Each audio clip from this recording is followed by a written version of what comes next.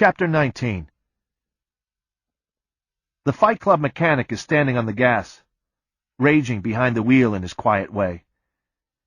And we still have something important to do tonight. One thing I'll have to learn before the end of civilization is how to look at the stars and tell where I'm going. Things are quiet as driving a Cadillac through outer space. We must be off the freeway.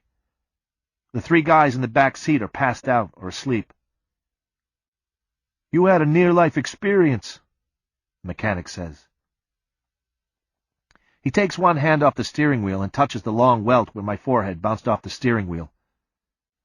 My forehead is swelling enough to shut both my eyes, and he runs a cold fingertip down the length of the swelling. The corniche hits a bump, and the pain seems to bump out over my eyes like the shadow from the brim of a cap. Our twisted rear springs and bumper bark and creak in the quiet around our rush down the night road. The mechanic says how the back bumper of the corniche is hanging by its ligaments, how it was torn almost free when it cut an end of the truck's front bumper. I ask, is tonight part of his homework for Project Mayhem? "Part of it," he says. "I had to make 4 human sacrifices, and I have to pick up a load of fat." Fat. For the soap. What is Tyler planning? The mechanic starts talking, and it's pure Tyler Durden. "I see the strongest and the smartest men who've ever lived," he says, his face outlined against the stars in the driver's window. "And these men are pumping gas and waiting tables." The drop of his forehead, his brow, the slope of his nose, his eyelashes and the curve of his eyes, the plastic profile of his mouth talking, these are all outlined in black against the stars. "If we could put these men in training camps and finish raising them. All a gun does is focus an explosion in one direction. You have a class of young, strong men and women, and they want to give their lives to something.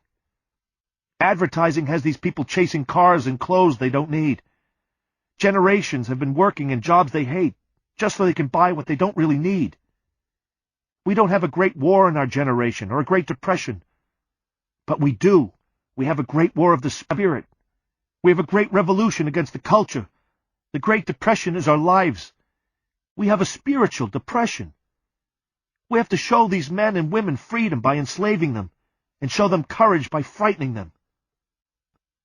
Napoleon bragged that he could train men to sacrifice their lives for a scrap of ribbon. Imagine, when we call a strike and everyone refuses to work until we redistribute the wealth of the world. Imagine hunting elk through the damp canyon forests around the ruins of Rockefeller Center. What you said about your job?" the mechanic says. "Did you really mean it?" "Yeah, I meant it." "That's why we're on the road tonight," he says. "We're a hunting party. We're hunting for fat. We're going to the medical waste dump. We're going to the medical waste incinerator. And there among the discarded surgical drapes and wound dressings, and 10-year-old tumors and intravenous tubes, and discarded needles, scary stuff, really scary stuff. Among the blood samples and amputated tidbits, we'll find more money than we can haul away in one night, even if we were driving a dump truck. We'll find enough money to load this corniche down to the axle stops." "Fat," the mechanic says. "Liposuction fat sucked out of the richest thighs in America. The richest, fattest thighs in the world. Our goal is the big red bags of liposuction fat we'll haul back to Paper Street, and render and mix with lye and rosemary, and sell back to the very people who paid to have it sucked out. At $20 a bar. These are the only folks who can afford it. The richest, creamiest fat in the world. The fat of the land," he says. "That makes tonight a kind of Robin Hood thing."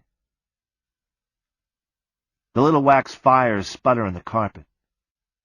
"While we're there," he says, "we're supposed to look for some of those hepatitis bugs, too."